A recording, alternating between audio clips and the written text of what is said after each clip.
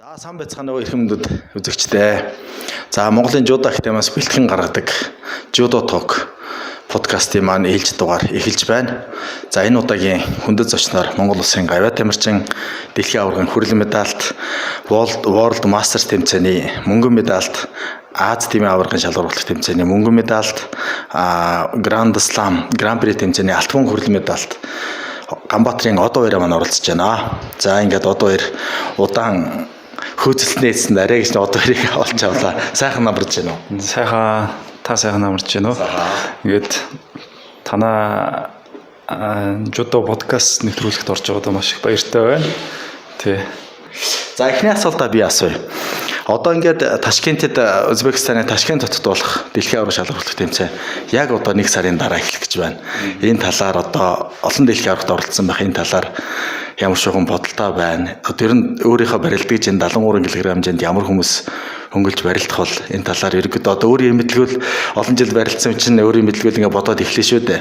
Энэ талаараас нэг уулзаач. Одоо 10 сарын эхний 7 хоногт дэлхийн аварга болно Ташкентт. Тэгээд манайхта харьцангуй ойрхон цаг уурын хувьд ч гэсэн ойрхон тийм бас манайханд бас илүү нөгөө ашигтай тий өгөөчтэй тийм тэмцээн болно. Одоо манайх ч Ташкентийн их дуулаад очихоор бол бас зоолттой л нэг 5-6 медаль 2 алттай тий ээлтэй газар штэ тий.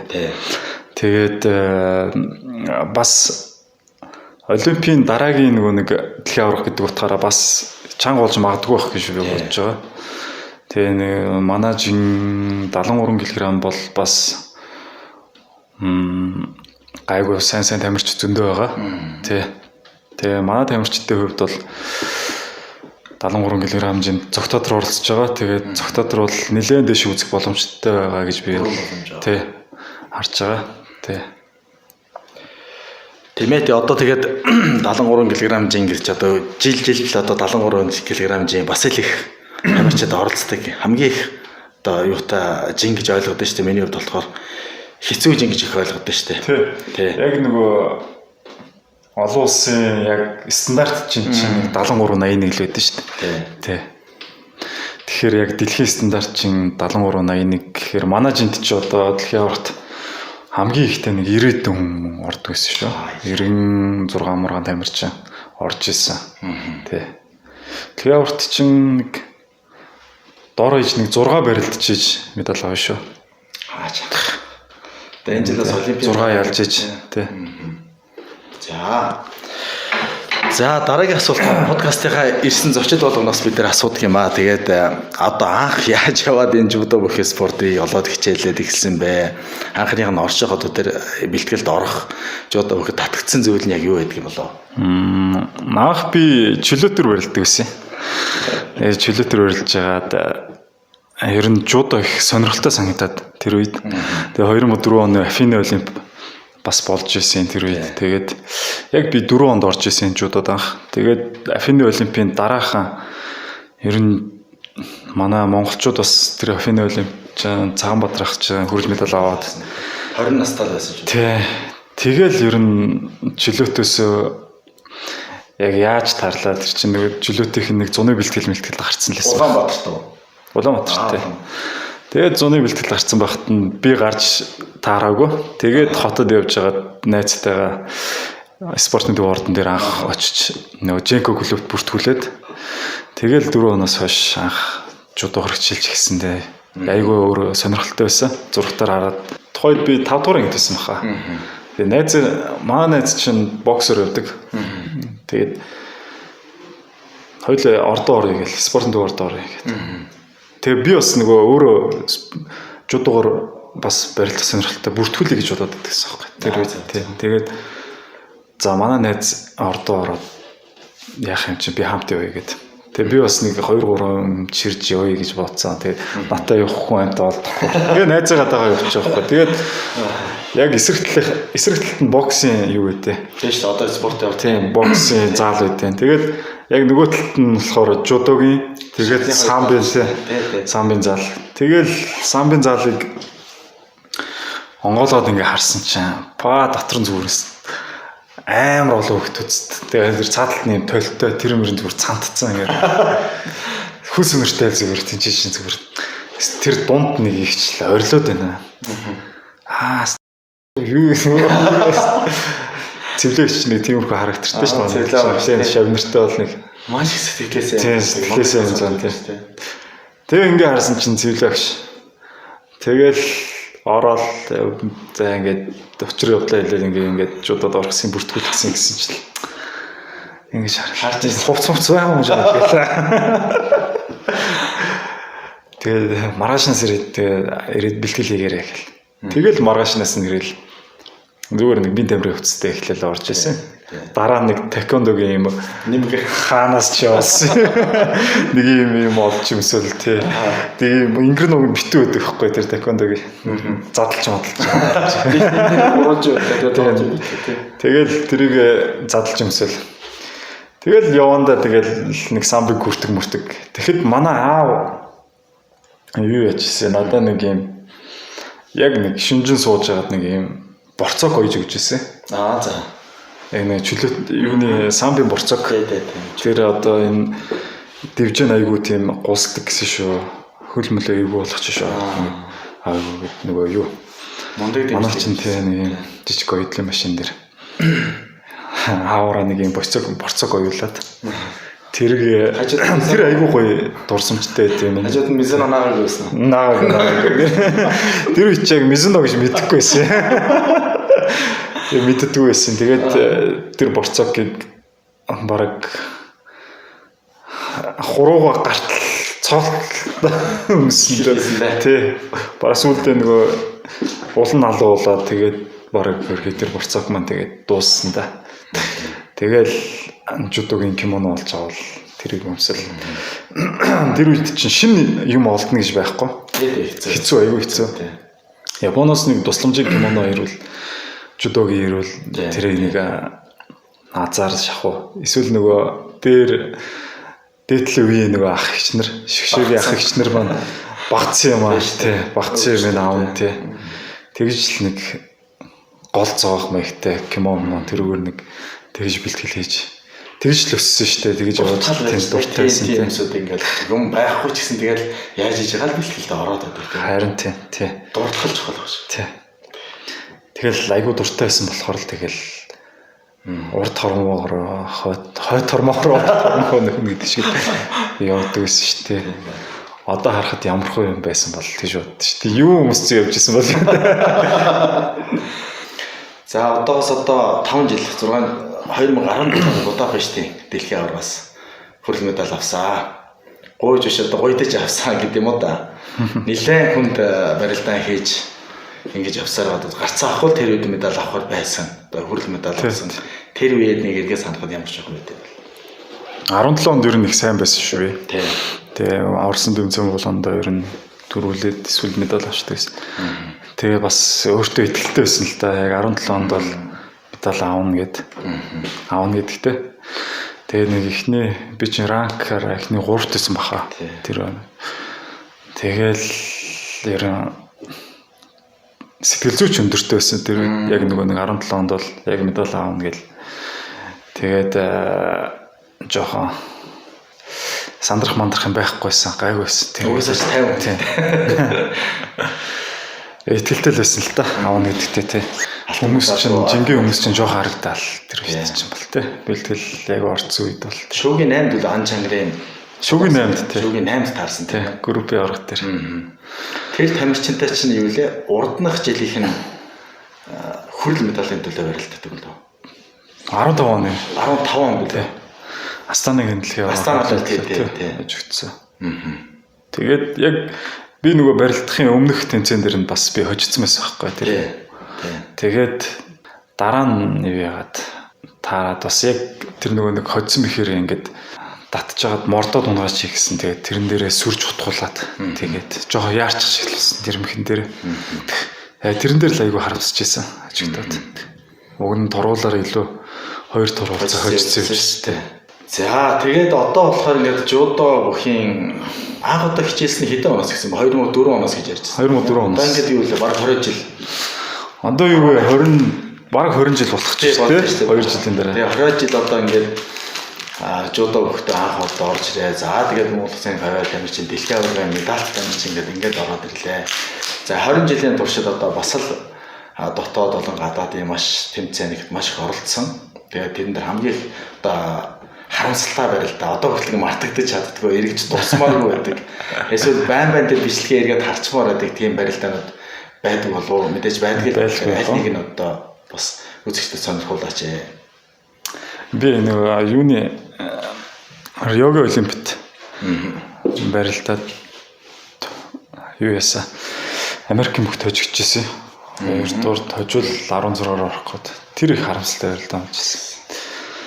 Тэрэн дээр би өгн бараг илүү 2-3 удаад оргуулчихар тийм илүү барилдаа хийжсэн. Тэгээд нөгөө цаг сунгаад нөгөө ахаад нэг хийчихвэл одоо торгоно гэсэн бодолтой явж байгаа. Жохон дутуу хийгээд тэрэн дээрээс өөрөө хариуцлага алдаад юу комлгээ алдаа гэж хэлсэн. Тэр л жохон айгүй харамсалтай санагдаад байна. Тэгээд бичлэг нөхцөр амар харамсалтай санагдаад байд шээ. Тэгэл тэрээ дараа жилийнх олимпиас тэгэл ер нь тэгэл амар өөрийгөө хурцлсан л та тэр жилээ айгүй хурцлал тэгэл за одоо бэлтгэл сургалтанда одоо шал ахаад өөрөөр хандж үзьгээл тэгэл дараа жилээс нь бас гайг оролцсон хэл гэж боддоо шүү дээ. Тэр олимпиар тэр хожигдсан бас алдаа маань тэр бас сурамж болсон байх гэж боддоо. За эсрэгээр нь одоо хамгийн одоо сайхан дурсамжтай барилдаа мэдээж одоо ямар барилдаа мэдээ бол одоо бага насны барилдаа мэдээ одоо дэлхийн авраас медаль авсан барилдаа мах уу? Хамгийн дурсамжтай барилдаа. Би нөгөө юунд 2009 онд анх нөгөө Монголд World Cup гэдэг Чингис хаан World Cup гэдэг болдог байсан шүү дээ. Тэр үед анх удаа хүрэл авч ирсэн. Тэгэхэд нэг Америкийн бүхтэй үүст бараг нөгөө цусаа гартал үзнэ гэдэг шил юм бас. Цаг сумгаад тэгчээ би яг 19 тайсан байна. Тэгээд тэр үе чинь 5 минут барилдана. Тэгээд нөгөө шүүгчтэй хантайгаар очиж ирсэн. 5 минут тий. Тэгээд нутг дээр байгаа нөгөө үзэгчтэйхэд юуг алдахгүй шүү гэсэн үднэс. Хамгийн юма тавиал тэгэл өстой гараад ирсэн чи хоёр нүд мүд хөрцсөн. Сүмсүм энгүүрээ задарсан. Амар юм болцсон гарч ирчихсэн. Тэр л их дурсамжтай барилтаа байт надад. Тэгээ хүрэл авч ирсэн анхны өмнө хүчийг үзээ тэгээд одоо анхны ялалтыг авах гэдэг бас гоё байдаг шүү дээ. Медаль задал авах хэрэгтэй. Тэгэл амар гоё санагдаж байгаа юм чи тэр үед чинь. Ингээд яг л нөгөө үнэн хүчийг үзээд тэгээд шүүгч нарын нөгөө нэг юугаар хатайгаар тэгэхээр ялж исэн тий. Тэр л их дурсамжтай барилтаа бол та. Зөв болж исэн тий.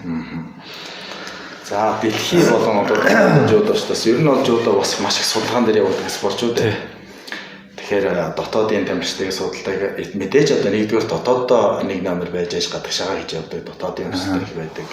Гадаадын тамирчдын бас өрсөлдөөн бас их байгаа. Тэгэхээр судалгааны хувьд өөртөө хэр зэрэг одоо тамирчин батаа судалгаа хийдэг байсан олон бичлэг энэ төр үздэг байсан ба. Ер нь ингээд барилдааны нэг юм жишээ байдаг шүү дээ. Энэ нэг тамирчны энэ хийж байгаа нэг зүгээр юм байна. Надад таарах юм байна ч юм уу. Иймэрхүү барилдаанд их гардаг шүү дээ. Тэгэхээр ямар одоо дотоодын болон гадаадын тамирчдаас тийм үлгэр дуурайл авч ирээдүйд энэ шиг гоё тамирчин болчихоос гэсэн үлгэр дуурайл авч явдаг байсан тийм тамирчин байгаа юу? Тийм тамирчин байлгүй яах вэ? Тийм. Жишээ нь одоо ямар хин гэдэг бид нар чинь нөгөө жоохон байхдаа интернет хөгжөөгөө тэр үед сайн мэдгүй хөгжсөн байсан ч гэсэн нөгөө юу яаж нөгөө жудогийн бичлэг олж үзэж чадахгүй. Энэ юм CD те тэр үед чинь нөгөө 2005 онд л юм уу. Тэгээ 2005 6 онд л юм CD-н дээр нөгөө Когагийн бичлэг өөрөөний хаа яа тэр их чинь зүгээр за бараг л Кога шиг л үүрдэг болно гэл бичлэгийг өдөр болго үздэг. Тэгэл нэг мэдсэн чи үүрдэг болцоо. Тэгэл тэнцээш зүгээр үүрээд авцсан л юм. Тэгээ тэмцэн дээр зүгээр хоёр талдаа үүрж унаасан л үгт. Тэгэл багада Кога шиг болно гэл амар. Тэгэл кимон тэр яг л Мисуно юм нөгөө бид нар чинь хятад нэг юм кимон байдаг гэсэн эсвэл нэг солонгос заримдаа солонгос Жайкагаас бас нэг орж ирдэг тусламжийн. Тэгээ тийм кимонууд нь олдох нь бас ховроо тэгэл тэднийг авал нөгөө Mizuno гэдэг тийм эмблем наагаал амар. Тэгэл анх тийм нөгөө нэг Японы тэр Кого гэлих шүтдэг байсан шүү дээ. Тэрний барилдааныг үзэж. Тэгээд одоо бол ер нь харьцангуй интернет хөгжсөн тамирчдын бүх бичлэгийг үздэг болсон. Бид нарт бол нөгөө олон улсын тэмцээнд судалгаа ер нь бас хувьд аягүй сайн хийдэг байсан. Багш нартайгаа ч гэсэн нөгөө ярилцаад нөгөө барилдааны хамт үзэж байгаа тэгээ судалгаа хийдэг байсан тийм. Одоо тэгтээ судалгаагүй бол явна гэж байхгүй шүү тий. Одоо жингээ үзүүлчээ ч гэсэн маргааш нь барилдахын өмнөхөн оройн нөгөө өмнөх эхний төвөөр таарсан гараад ирж байсан тий. Таарсан барилдаа нөгөө өрсөлдөгч тамирчныхаа барилдааныг үзнэ. Багш нартайгаа нийлж байгаа үзнэ. Баруун юм байна, зөв юм байна. Баруунаас ингэж мэх хийд юм байна гэл энэ дээр нь анхааралтай байхгүй гэл. Тэгэл бүх юм судалгаан дээр л явна л та. За дараагийн асуулт мэдээж одоо энэ бүх юм тартан замаар явахгүй шүү дээ. Одоо мэдээж одоо тамирчин хүнд юу эсэ тохиолдох вэ тийм ээ. Ямар одоо сорилт, шалгалт, бартаа, саад юу тохиолдож байсан бэ? Одоо тэгээд тэрийг ямар одоо сэтгэл зүгээр тэр сорилтоос одоо юуг сурч авч тийм ээ. Мэдэж авч өөртөө шингээсэн. Тэрийг одоо ирч хүч болгож эргэж гаргасан бай гэж боддог байна. Одоо яг золиос ихэлтэй тамирчтай. Нэг наандч л нөгөө гэр бүлийн асуудал ихэлтэй. Одоо багтаа ч юм уу те юугаар айгу дуртай ингэ явж байгаа гэр бүлийн асуудалд нэг оролдохгүй. Одоо жижиг шажиг ажил хийхгүй тэгэл заавал бэлтгэлтэй 100% бэлтгэлтэй хандуулна. Тэгээд хоёрдугаар тэгвэл нөгөө нэг сургууль соёлын асуудал байна те. Тамирчин яг нөгөө про тамирчид ч болохоор яг ингээд давхар сургуулийнхаа хажуугаар ингээд бэлтгэлээ хийгээд тэгээд тэмцээнд ороод ингээд яваад байна гэхээр бас жоохон хүндэт байхгүй те. Тэгэхээр бас сургууль эдгээр бас жоохон хоцрогддیں۔ Яг ингээд нөгөө зорьсон тамирчид болохоор. Тийм тэгээд зөндөө асуудал байна л да. Тэгээ наад захал гэдэг. Тийм наад захал тийм. Иймэрхүү асуудал байна шүү дээ. Тэгэл гэмтэл бэртлээс ахуулаад тийм. Нэг гэмтчих юм бол тэгэл 2-3 сараас найшгүй тэгэл бэлтгэл алдагдана тэгэл. Дахиад тэрийг ингээл нөхөх гэж бас жоохон цаг хугацаа орно. Тийм. Тэгээ нөгөө тэмцээнд нөхчөөд байдаг. Тийм орох гол тэгээд бий болж өгдөг тийм. Яа асуудал ихтэй л дээ тамирчтай. Тийм. Тэгээд ер нь нэг тиймэрхүү л байна да.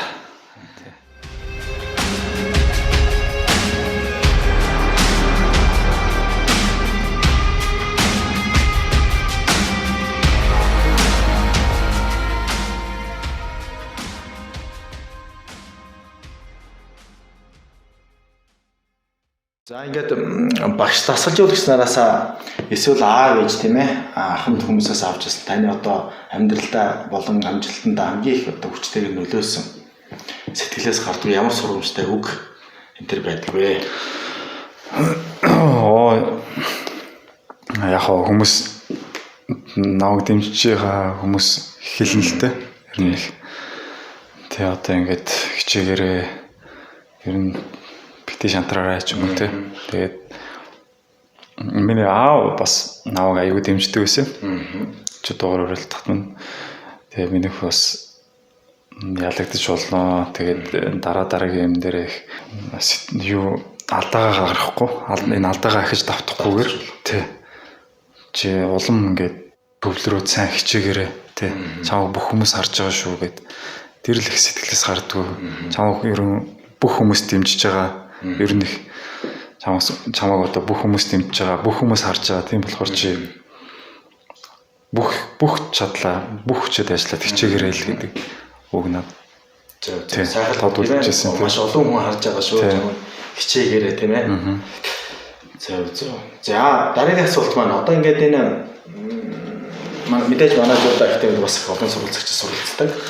Тэгээд одоо жуудаа хүүхдийн тэмцээн гэхэл өсвөр насны тэмцээн гэхэл юусе 1000-аас доошоо тамирч ордоггүй тэмцээн байхгүй боллоо. Харин хамгийн дээд л одоо 1500 энэ төргээд одоо ийм одоо олон хүүхдүүд одоо та бүхний залгамж халаа болоо бэлтгэл хийж байгаа барьж байгаа.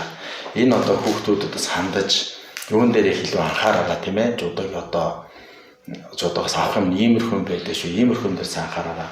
Амжилтанд хүрэхэд бол ийм зүйлийг одоо маш заавал сайн сурж байгаарай ч юм уу.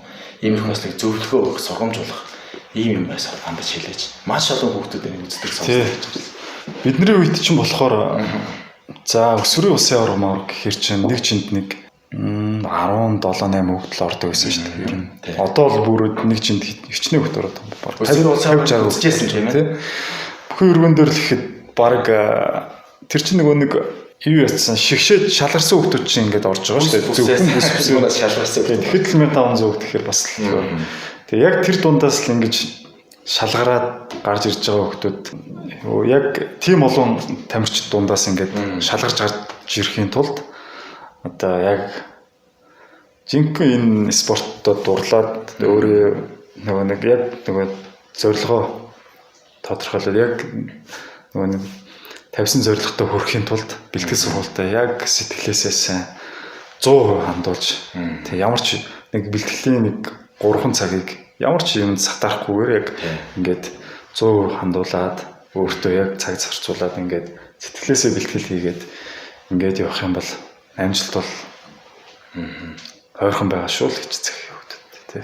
За тэгээд одоо ирч одоо бас юу яаж байгаа вэ? Од актив од үлээ. Тий од актив. Од актив гэдэг бас нэг актив нээчихсэн. Гэтэ төдийлөн бас нэг сургалт муралтаа эсэлдэ авч байгаа юу?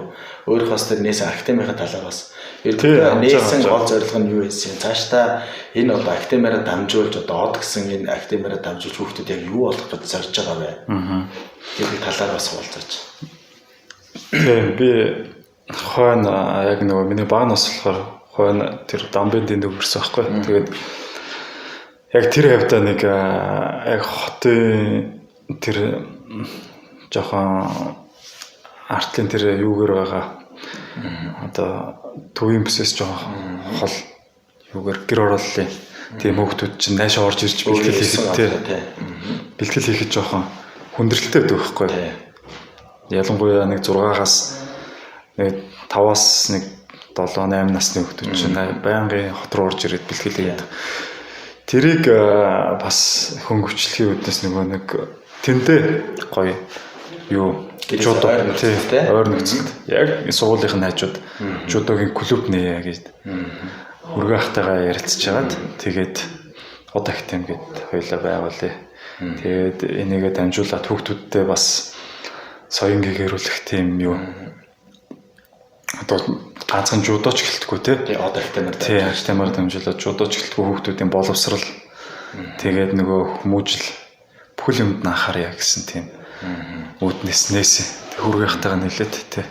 Тэгээ одоогоор тэр манай нөгөө клуб үйл ажиллагаа ингээд явагдаж байгаа би нэг жоохон хувийн ажилтай өөр ажилтай яваад байгаа болохоор нөгөө манай дүү маань яг өөрөө хардаад бэлтгэл хийлгээ явж байгаа юм байна. Намун тий Намун баяр тий тэр тал руу орсон уу? Тий тэр тал руу одоо ингээд тасалжуулаад хүүхдүүд бэлтгэл хийлгээ явж байгаа тий. Дараагийн одоо чөлөө цагаараа мэдээж жуудаг одоо 20 жил явлаа штэ. Одоо чөлөө цагаараа ерөнхийдөө тамирчин байхтай ч гэсэн одоо ч гэсэн ерөнхийдөө чөлөө цагаараа бас юу хийдэг вэ? Ямар спортоор хичээлэх дуртай вэ? Өөр одоо шал өөр юм л одоо явдаг юм лээ. Чөлөө цагаар ерөнхийдөө юу хийдэг вэ? Одоо ер нь би чөлөө цагаараа нэг хаяа нэг хөлбөмбөг тоглоно. Та нэг жижигхэн зааланд хөлбөмбөг тоглож байгаа. Тэгээд хүүхдүүдтэйгээ л ер нь цаг өнгөрөөд энэ та чөлөө цагаараа гэр бүлтэйгээр. Одоо хүүхдүүд нь хэдэн настай болж байна? Одоо том нь 3 настай, бага нь 2 нас хүрэх гэж байгаа. За. За одоо тэгээд жуудахаа бэлтгэл сургалтыг мэдээж хийгээд явж байгаа. Одоо дэлхийн орны хамтарсан бэлтгэл гараа авсан байгаа юм байна. Би сая дундуур нь сая очсон. Дундуур нь очиод ирсэн. Бэлтгэл айгүй янз бүр болж илээ, гоё болж илээ. Тамирчид ч бас сайн байлээ.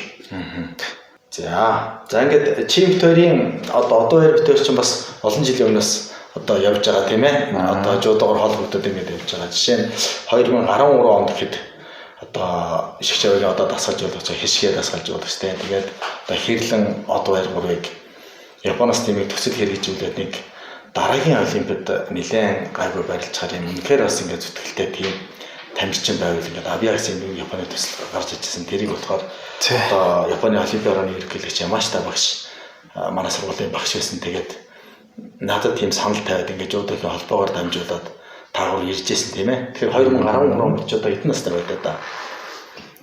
22 байсан юм уу? Яг л идэл одоо ирж байсан. Тэгээд тухайн үед Японд ирээд тэр бэлтгэлийн одоо үр дүн ямар шуухан байсан. Тухайн одоо үрд барилдажсэн оно моногт одоо бас нэг Марио Мажошир гэж шийдвэр урдны ярьжсэн шүү дээ. Нэг халзалт болгоод нэг юм 10 жилийн хүүхэд ирсэн явж исэн ингээд. Барилдаа гээл. Тий. Зөв юм гээл. Хоёулаа барилдаа гээл гүгээл ирдэг гэсэн тийм жоох хөвгтэйсэн Марио юм аа. Тэр үед би бас азтай байсан шүү. Нөгөө анх хэрлэн хишгэ багш тэгээд уугнаа байсан юм лээ. Нөгөө 81 он. Тэгээ уугнаа явахгүй гэхээр би оронд нь явахаар болоод. Тэгэл анх удаа тэгж тийм олон сар гарсан. Сар явсан. Анх удаа тэр урт хугацаагаар Японд очиж бэлтгэл хийжсэн. Тэр бас амар их өгөөчтэй бэлтгэл болсон шүү. Яг гадны тамирчидтэй тийм олон ялангуяа нэг японочдтой яг шгшээ дээр нэг тэр Токай гэж сургууль дээр яг одоо шгшээгийнх нь бүх сайжруулалттай хамт бэлтгэл хийгээд тэрэн дээр их чангарсан гэж боддоо шүү дээ өөрийгөө сарын хугацаанд тэгээд ингээд шгшээ дээр нь очиж хийсэн өөр нэг хотуудаар дамжиж ээлжлээ явуулсан шүү дээ. Болоод 7 хоногор дамжиж өөр хотуудаар өөр сайн сургууль дээр очиж бэлтгэл хийгээдсэн тэр их айгүй өгөөчтэй бэлтгэл болсон тийм гэж боддоо шүү дээ. Миний нүдээр хахад та гур бол өстө үнэхээр одоо нэг юм сураад авчихсан нэг ингээд нэг юм бариад харчихсан гэсэн нэг тийм сэтгэл зүйтэй их бэлтгэл хийж байгаа. Харин тийм тэгээд айгүй мэдхгүй юм зөндөө байт юм байлээ. Би чинь тэнд очиод бүр жуудогийн ийм дасгал, ийм техник, ийм юу байд юм байх таа гэж бодлоо бүр. Тэгээд тэрийг нь хийвэл бүр өстэй өмнөх нөгөө хийжсэн дасгалаас бүр өстэй хамаагүй илүү ачаал өгч байгаа тийм дасгал байна. Тэгээд тэр нөгөө Мицумотогийн багш тэр өстэй амар бэлтгэл хийлгэсэн. Тэр багш гардаж авч байсан. Тэгээд тэрний бэлтгэл бас айгүй гоё таалагдсан. Тэгээд Японд яг тэгээ очиод нэг хөтөлбөрөөр очиод тэгээд бэлтгэл хийх юм бол бас шал ондоо болох юм билэ. Ер нь. Зөв одоо тэгэхээр чинь 9 жилийн өмнө юм шүү дээ. 9 жилийн турш. Одоо тэгээд манай сургуулийн цаг хугацаа сурдан биш үү те. Гамбатар гэж ярьдаг. Тэгээд Гамбатар дэлхийн араас медаль авсан. Тухайн л ярьдаг байсан манай багшаар бол энэ даруухан тийм төлөв хөхтэй. Энэ хэд бол дэлхийн араас бол одоо заавал медаль авах тийм тамирчтай. Айгүй их сэтгэл хангалуун буцчихсэн шүү дээ. Тий. Сэтгэл гоё буцчихсэн гэх юм уу одоо тэгвэл бас багшартайгаа уулзчаа. Тэгээд тэдний бас нөгөө айгүй гоё хүнд тийм тусламжтай зан чанар нь айгүй гоё таалагдсан. Бид нэр чи очингууд сүйд мэд болсон шүү дээ. Тийм шүү дээ. Ямар ч тагч өөрөө нэг хүлээж авч уулзчихсан байна тийм ээ. Тухайд юу зэгчээсэн бэ? Тэр үед чинь тэгээд Монголоос бид нар чинь 2 дугаар нөгөө нэг юу одоо эхний жил чинь дүүрээд нэр явж исэн мөлий те. Дүүрэн баяр таштай гэдэг тухайд урилж байсан юм. Дараа нь бид нар явж исэн юм байна. Дараа нь болохоор ер нь айгүй хичээцгээ хэрэглээд та нарыг бас ингээ авчирч ирж байгаадаа маш их баяртай байна тий. Тэгээд ингээд их юм сураад буцаарай л гэд тэгжсэн тий. Тэгээ яг хоо ер нь манай тамирчид дотор одоо яриг маш их тийм гоё классик гоё барилдаантай. Ингээд яг одоо үндсэн жуудаг яг үндсэн барьц аваад ингээд барилддаг гоё классик техниктэй. Одоо чи анх ингээд жуудаг хараад ингээд орж исэн гэдэг шиг яг одоо тэрнийх нь эсрэг дүр нь болчиход байгаа байхгүй юу? Чамайг маш олон хүмүүс харж одоо ярих шиг ингэж гоё юм техниктэй болохоос ингэж гоё барьцаа авч явах юмсан. Ингэж одоо гоё барилдаж одоо медальтан болохоос гэсэн маш олон хүмүүс байдаг. Тэгэхээр ерөн тэр даруу зан чанар төлөв гэдэг чинь одоо манай шигшээ дотор алдартай шүү дээ. Хэрэгтэй юм дуурдаг. Тэгээд ер нь би явж байгаа нэг гоё одоо энэ подкаст үзсэн хүмүүсээс дараагийн одоо оролцогч их юм бэ гэсэн чинь одоо гэсэн нэр их байсан л да. Тэгэхээр одоо тэр одоо даруу төлөв байлыг нь өөрөө их цаанаас угаасаа тийм хүн эсвэл одоо тийм намайг одоо маш олон хүмүүс айдуу зүйл гэдэг. Намайг маш олон хүмүүс харж байгаа шиг би бас иймэрхүү гоё байх хэрэгтэй гэж өөртөө бас хэлдэг, сануулдаг юм яадаг юм бол. Үгүй нэг тэгж сануулад байх юм байхгүй шүү дээ. Яг хүний нөгөө өөрийнх нь зан ааш гэж байна шүү дээ. Тиймэрхүү манай гэр бүлийн хүмүүжил тийм байх л гэж бодож байна. Тэгээд багын л нэг угаасаа би юм яг юу яа нэг тийм дуугаа бол биш л дээ гайв. яриа суугаад ярил ярин тэгээд жудо бас хүнийг бас айгүй хүмүүжүүлж байгаа. Яс суртахуунтай болгож байгаа. Нөгөө ах нар, багш нар өөрөөс нэг ахмад настай хүмүүсийг хүндэлдэг тийм яс суртахуун суулгаж байгаа. Тэр утгаараа бас тэрүүгээр хүмүүцсэн болоо гэж би бас бодож байгаа шүү дээ. Жудогийн хүмүүжлэр. Тэр нь бас нэг давхар нөгөө жудогийн хүмүүжлэн давхар ингээ нөлөөлөд тийм болсон болоо гэж бодож байгаа. Тэгээд жудогийн яг нэг үндсэн техник нөгөө барилдаа гэвэл яг л тэр үед нөгөө Кого яг Японы нэг дээрийн домгуудыг амар үздэг гэсэн болохоор тэрнээс болоод тэгээд ер нь яг цэвэр жудо гэдэг чинь ийм барьцтай, ийм барилдаантай юм байна гэл яг л нөгөө ингэр ханцны барьц гол барьцны юм байна гэл тэгэл яг тэндээсээ нөгөө миний хийдэг мэхнүүд маань яг тэндээс ингээл салбарлаа ингээл явчихж байгаа. Гол нь тэгэл үндсэн школын яг нөгөө Японы ТV нэг лаглаг домгод үзэж байгаа яг тэндээс л барьцаа сураал тэгэл тий. За одоо яриг ингээд миний хамгийн их таалагддаг зүйл болохоор одоо яриг ингээд дивжин дээр гарахаараа ерөөсөө тийм сэтгэл зүйн тогтвол байдаг. Ялсан ч гэсэн тэгэл ингээд сагцал янз бүрүүлээд байдаг бас тамирчид байдаг шүү дээ. Сэтгэл одоо зүгээр маш их зэлэрхийлдэг тийм ээ. Одоо яриг бол нэг тийм байхгүй. Ялсан ч бай, ялгцсан ч бай. Иргэдээ нэг юм төвшин байгаад ингээд буудаг. Одоо тэрийг болохоор Японд болохоор өрсөлдөгч нь байж байгаа учраас ингэж өөрөө ялагч байгуулж байгаа гэсэн ийм хөөс бод философитой байдсан юм л да. Тэгэхээр тэд зүгээр нь тиймэрхүү талаас боддгоо. Ир сэтгэлийн баярлахаар юм зөвлөл байгаа шүү дээ. Тийм байгаа. Тэгээд тэр сэтгэл зүгээр нь яаж барьдаг вэ? Яг дотроо л баярлна л да ингээд. Тэгээ гадагшаа би нэг яг илэрхийлэхтэй муу л да. Бас эмоц гаргахтай. Тэгээд бас тэр нөлөөс юм яасан. Тэгээ бас нэг тэг сэтгэл хөдлөлөө бас дивжин дээр нэг гаргаад байдаггүй тий. Дотроо баярлчаал тэгэл хожигдсан ч гэсэн тэгэл дотроо жоохон шаналчаал тэгэл болчихсон. Тэгээд эмоц гаргахаар бас жоохон айгүй сонь санагдаад байгаа. Тэгээд хаяа нэг амар дивжин хэмжээнд дэр гоё орилчмаар санагдаад байгаа. Тэгэл эмоцтой тамирчид их байсан гэж бодож байгаа гэж.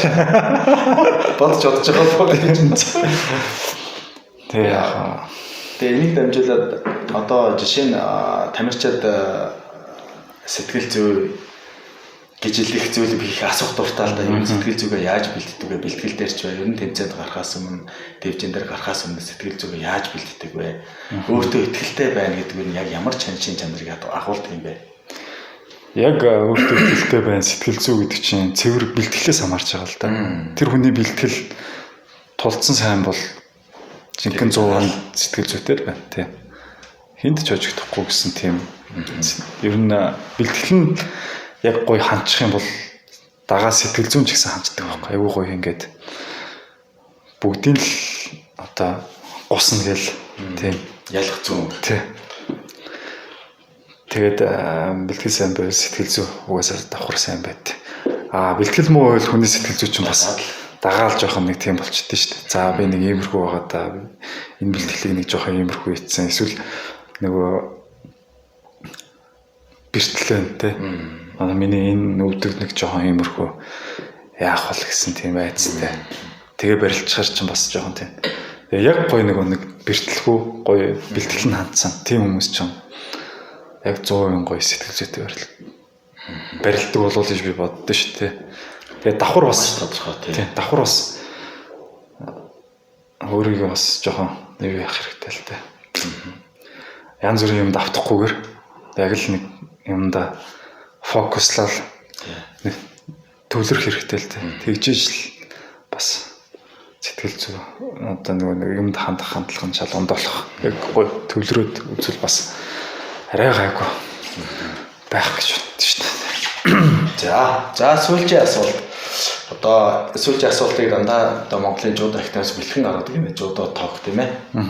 Подкаст учраас жуудо активын талаар одоо манай одоо хоёр чинь манай жуудаа ихтэй хүүхдүүд бус гардуулах ёслол дээр хэд удаа ирээд ингээд өгчихсөн бус гардуулах ёслолд оролцсон бас өөрийнхөө арга барил юм байгаа техник ингээд бас заагаад өгсөн. Манай жуудаа ихтэйгээс бэлтгэн гаргаж байгаа энэ үйл ажиллагаа тийм ээ төсөл тэгээд энэ арга хэмжээ бэлтгэлийн талаар энэ ямар ч нэгэн сэтгэл одоо бодолтой явдаг вэ? Цаашид бид нар юун дээр илүү их анхааруул илүү зүгээр гэж өөрийнхөө хувь хүний талаас боддог бай. Тэгээ ер нь жуудаа актемч гэлтгүй ер нь одоо яг клубүүд бол бүгд ингээд айгуу гоё өндөр түвшний айгуу гоё ингээ хүүхдүүд айгуу гоё бэлддэг болчихлоо л доо. Бид нэг бага үед чинь бага байх үед бүсний шалгалт малгалт ч гэж байдаггүй байсан. Тэгээд яг анх ороод цагаан бүстэй ороод шууд хар бүс явчихдаг байсан тийм. Одоо бол айгуу гоё шар ногоон гэл бүсний нөгөө нэг ангилалтай болчлоо. Жуудаагийн одоо энэ шинэ үе одоо нэг клубч гэсэн айгуу гоё хөгжиж эхэлж байна те. Гадагшаага тийм жуудаа актемийн хувьд бол бүр давуу тал нь энэ Япон болын хойшоо те. Орос руу бас хамтарсан юм бэлтгэл нөгөө нэг хүүхдүүдийн туршлагаас харилцах юм яваад байгаа нь бас айгүй гоё. Энэ эдгээр чинь нөгөө нэг хүүхдүүдэд бүр амар гоё том юм уран зориг болж идэг. Тийм багадаа ингээд олон улс руу гараад жижиг шажиг тэмцээн уралдаанд ороод те. Ингээд дэмжиж явж байгаа нь айгүй их таалагдж байгаа жуудаа их тийм. Тэгээд ер нь айгүй гоё болж байгаа л гэж би харж байгаа. Жуудаа актемиг бол айгүй олон газар салбартай тий. Тэгээд